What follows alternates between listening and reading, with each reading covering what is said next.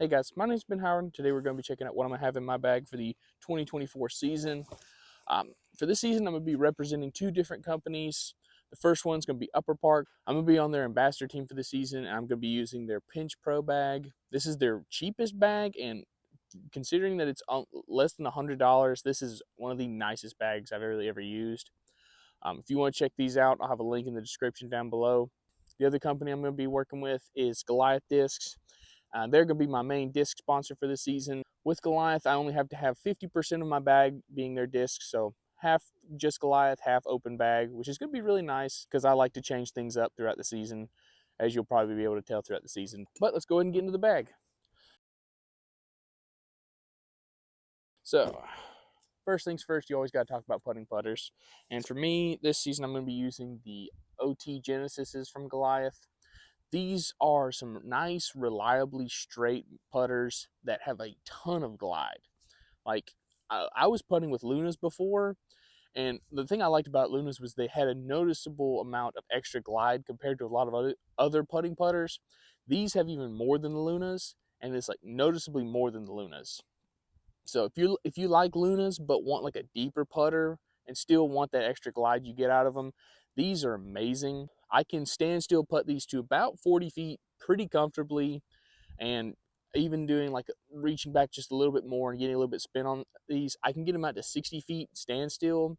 So really looking forward to putting with these. And for me, I always keep 2 to 3 in my bag at all times, just so that way I have extra to putt with, and so that way I kind of cycle through them and don't get them super beat in really quick. I also have the Genesis in their Oasis plastic, which is Goliath's premium plastic. And the same goes for this, where it's got just a ton of glide. I can get these to about 260 feet pretty comfortably on a golf line. And for me, that's really far for a throwing putter. So this is going to be my main driving putter. Also, these are a little bit more stable than the baseline ones. So if you were to get the baseline ones and want one that's a little bit more stable for a throwing putter, I'd try and find some of these. And next, we've got the Halo Sonic. If you've watched the channel for any amount of time, you'll know how much I love this disc. Just a reliably straight throwing putter that doesn't have any fade to it at all. Even if I'm throwing it super soft, like below 50% power, I know this thing isn't going to fade on me unless I purposely put it on some hyzer. And these things really aren't that understable. I can get it to flip, but I have to throw it really hard. And even then, it just kind of will flip to flat and then kind of hold whatever line I put it on. But the main thing I love about this is I can give it a lot of height and know that when it runs out of energy, it's just going to fall straight down and not fade out on me.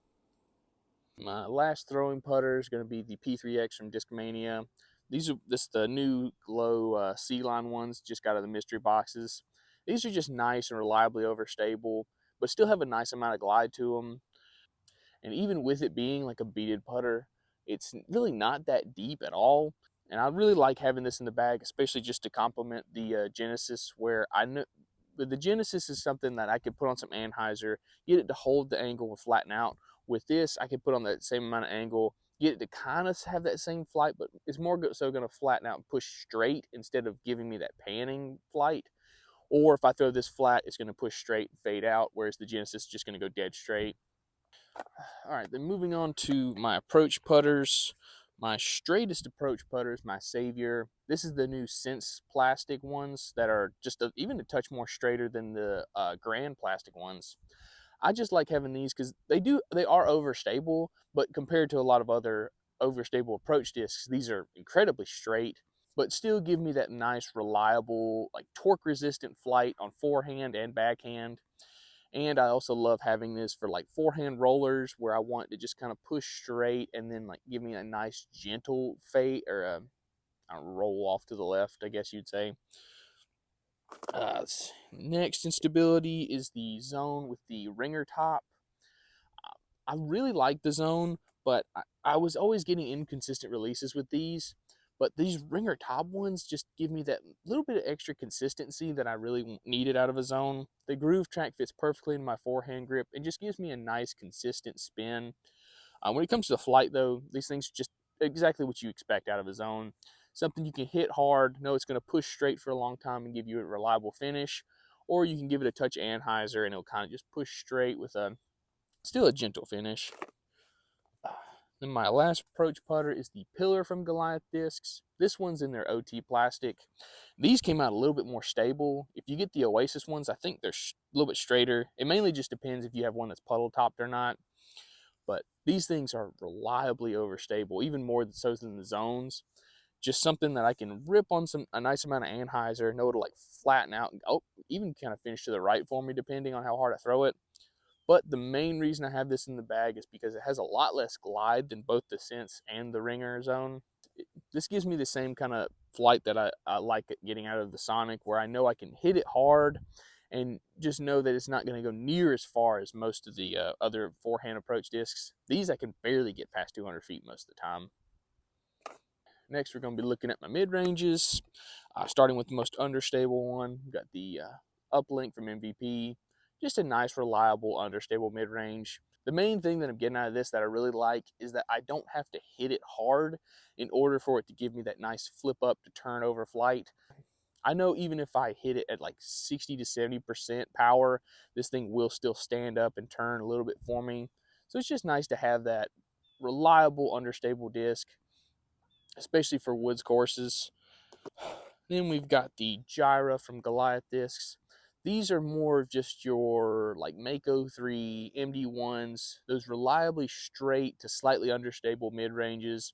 Something I know I could put on some anhyzer, get it to turn the majority of the flight and maybe like flatten out just a little bit.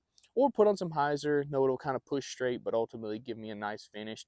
Just one of those mid-ranges you need in your bag that you could pretty much play an entire round with.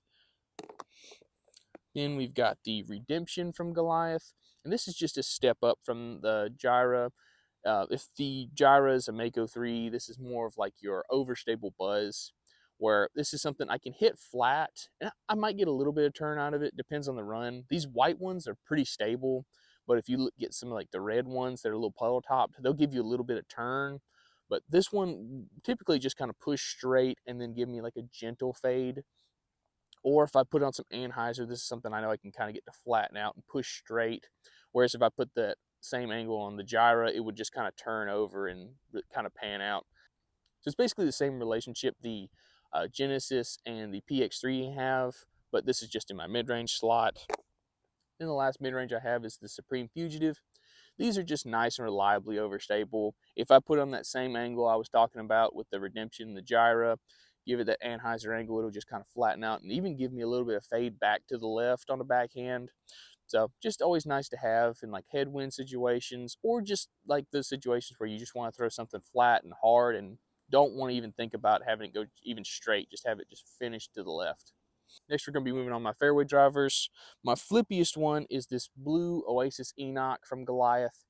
For some reason, this run came out extremely understable compared to a lot of other Enochs. Most Enochs are just discs you can hit flat, get like some consistent turn out of them, but ultimately they'll typically either finish back to the left or just kind of push straight.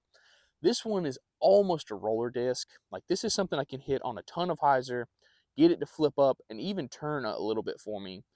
So this is like my fairway version of the Uplink, where this is a disc I know will turn for me, even if I'm not throwing well or if I'm in like a tricky situation where I can't throw a hard shot, I know this thing will flip up for me. Next, we've got the Neo FD. These are just nice, reliably straight fairway drivers. If I put on some hyzer, it'll like kind of pop up to flat, push straight for a long time and fade out. Or if I hit it flat, it'll kind of turn for me and either flatten out and kind of just drift to the right. Or if I give it enough height, it'll get back to flat and push straight for me. I'd heard a lot of good things about the FD before I got this one, and I haven't really had any success with them, but this is the first one where really got that like FD flight that I've heard so much about, especially from like a lot of the pros that throw these. Next, we've got the Arc from Goliath discs. These are actually pretty new. I think they are still on sale for pre-order if you want to check these out, but these are my straight fairway drivers. This blue one has a little bit more turn to it, where I can throw this flat hard, get it to consistently turn, but it's ultimately either going to flatten out and fade out or flatten out and just kind of push straight. I love this one, especially for like those shots where you want to throw it on hyzer, get some flip out of it, but don't want it to get flipped to flat. Just those nice hyzer shots that'll give you a lot of push, but are ultimately going to give you that like nice right to left movement. Then the yellow one is a little bit more stable than that one, where I will get some like tiny bit of turn, or like I can get to kind of pop to flat a lot of times, but it's ultimately just going to ride straight for super long and then fade out for me. The one thing I will say about these though is these are not 4 glide. These are definitely closer to 5, maybe even 6, because I've gotten these out to about 350 feet, which is really insane for me with fairway drivers, especially ones like these that are actually supposed to be slightly overstable. So if you're looking for like a glidey but like slightly overstable fairway driver, these are the ones you should be looking at. Next, we've got the Star Thunderbird. This one's just a tick more stable than the yellow arc, but I love these for forehand and backhand shots where I either need to throw just something flat and know that it's not going to turn for me unless I throw into a headwind or something like that. But even then, it's probably just going to give me more of like a S flight than it would like actually turn over for me. But anytime I'm throwing a flat shot that I want something that's just going to push straight and not even think about going right at all, I'm pulling this one out of the bag. Then what I have for my Firebird slot is the Loof Xenon. These are nice and overstable. Like I would say these are a tick more stable than a lot of Firebird clones that you'll see, and mainly just because this thing is insanely low profile. And that's what I really like about them, because a lot of other overstable molds, they'll be a lot deeper. And I think that's what gives them a lot of their overstability, especially if you look at the cap wrap or something like that. But these are just super low profile. The rim's kind of rounded off on the bottom, so it just doesn't stick in my hand very often. And that's something I really, really like in a forehand disc, especially something like this. And I just love the amount of overstability I get out of these, where I can hit them pretty hard on some Anheuser and just know they're going to get down to like even sometimes a Spikeheiser angle off some Anheuser. Then the last fairway driver I have is the Chain Breaker from Goliath discs. These are stupidly overstable. I love these so much because they remind me a lot of tilts, and I'm sure anybody else that's felt them or seen them could tell you they are basically like slightly less stable tilts. But the main thing I like about these is they give you that tilt flight while still giving you a good amount of distance. Like if I hit this flat on a forehand, I can get it out to about 200 feet, which is really nice considering how overstable these are. And if I need to hit it on a bunch of Anheuser and get it as far as I can, I think I can get it out to like 300 feet, but definitely out over 250 feet. So it's just really nice for the shots where you want to throw something high, but don't want to have to worry about the nose angle, and just have it just consistently get down to the ground on almost like a 90-degree angle. Then the last thing we got to take a look at are my distance drivers. All right, the first one we're going to be looking at is the Ambush from Goliath. These things are stupidly flippy. Like I'm talking about, I can throw this on this much hyzer, get it to flip up to flat, get down on a roller angle, and then roll. But the most interesting part is, because they're 12 speed, they have the low speed stability of a 12 speed. So a lot of times I'll get it down on that roller angle and it'll just stay there on whatever angle it gets to, which is bad if it gets to like this angle, because then it'll just roll off to the right. But if I can get this to land perfectly straight up and down and get it to hold that stability, this thing can roll for miles, it feels like. And what's also fun is like if you throw it just right with enough power, you can get some really weird shots out of it. Like I'm sure I've already shown that clip of where like I throw it on a forehand like this, get it to flip to flat, turn, flatten back out, fade out, and I think it only went like 250 feet. I got a full flex line out of this thing in 250 feet. So if you're looking for like that Paul Ulibarri get out of jail free card, these things are sick. Or if you're like maybe not a beginner player, but a player who just doesn't have a ton of arm speed, these things are really nice distance drivers for somebody like that. So these can be a really nice, like either like the first distance driver you give to somebody, or just like even like a brand new player. These aren't really too bad, but I wouldn't recommend giving this to a brand new player. Next, we've got the Slingshot from Goliath. This is going to be my max distance disc for this season, where this is something I can either hit hard, flat, give it a good amount of height, and know it's just going to like get over on a little bit of Anheuser, ride that for a super long time, and then kind of flatten out and push straight. Or I can put on some hyzer, get it to flip to flat, kind of turn, and give me a nice straight flex line. And the nice thing about these is you can get them in different colors, and a lot of times they'll have different stabilities. So if you think this one's a little too stable for you, they've got some of those like light purple ones that are a little bit less stable. Or if you think this one's a little too understable for you, they've got the purple ones or blurple ones that'll be just a touch more stable. And once the Tour Series ones come out, those are the ones I would recommend to the bombers who can like push these things out to like 500 feet. Those are the ones that y'all are going to want to get your hands on. Next, we've got the prototype Strive from Latitude 64. These are the ones you get out of that Royal box, and these are some of the best distance drivers I've ever thrown. Like, I can hit this flat hard. It'll give me like a nice gentle turn, and then like 350 feet out, it'll like get back to flat, push straight, and fade for me. And I can consistently get these out to almost 400 feet with it being a nice, reliable, just straight distance driver. Like, I don't have to worry about turning this over. I don't have to worry about it fading out too much on me. This is just something that wants to stay in the air as long as it can. And this is probably going to be my main distance driver when I don't have a lot of room, but still need to push out to that like 400-foot mark. Next, we've got the Rapture from Goliath. This is supposed to be like their destroyer, but it's not quite as stable as a lot of destroyers. But I love the stability of these because they don't have quite as overstable a finish as destroyers. But only time I'm really going to get this to turn is if I'm throwing it into a headwind. So it's just something I can hit hard, flat, and know it's just going to push straight for a really long time and then gently fade out near the end. Or if I want to put this on some anhyzer, give it some height, I can get this on a flex line to get out to about 400 feet pretty consistently, as long as I hit the angles right, obviously. But these are just really nice, straight distance drivers that are pretty reliable even in some headwind. Just got to be careful with your angles. Next, we've got the Sine DD3. This basically is the same thing as the Rapture, but this is for my forehands. I don't know what it is about the DD3, but every one I've had feels great in my forehand, and I just have really nice angle control with them while still getting really nice distance out of these. I'm not really too sure how far I can throw them, but I can definitely get them out past like 320 feet pretty consistently. But the main thing, like I said, is just I have really nice angle control with them, so I can consistently hit them on some hyzer, flat, or even on some anhyzer, and know what they're going to do pretty consistently from my forehand. Then the last two discs I have are new ones that I'm just putting in the bag for this. The first one's the Rive, where it's just a step up from the Rapture, where I can trust this one into a headwind to not turn over for me. But this thing has a ton of glide and gives me a ton of distance, but still has that tick more stability than I get out of the Rapture. So I'm probably not going to be using this one unless I really just want something that's going to finish harder than the Rapture, or if I need to throw a straighter shot into a headwind and would typically throw the Rapture on that shot. Then the last disc I've got in my bag is the Panic from MVP. This is just another step up from the Rive, where I can trust this on the flex line into the headwind and know this will still fade out for me.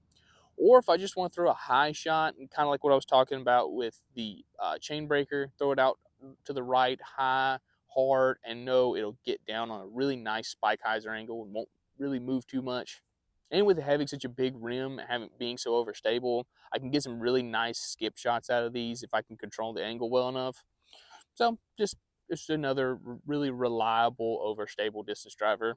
I haven't really tried it on the forehand, but I'm still just going to stick with the DD3 probably, unless I really just need like either super steep like flex line shot or just got a headwind, something like that.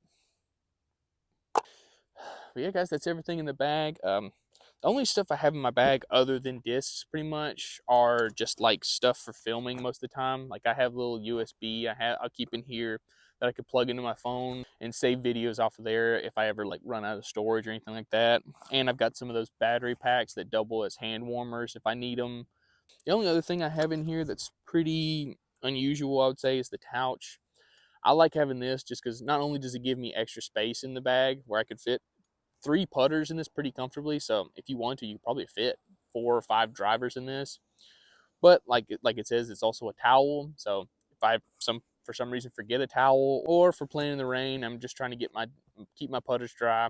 These are just really nice for that, especially because as you can tell, like anytime I'm pulling them in or out of the bag, it's going to be taking off moisture or cleaning off mud wherever else. And kind of saves my towels during the round. So the work's kind of getting split between the couch and the towel.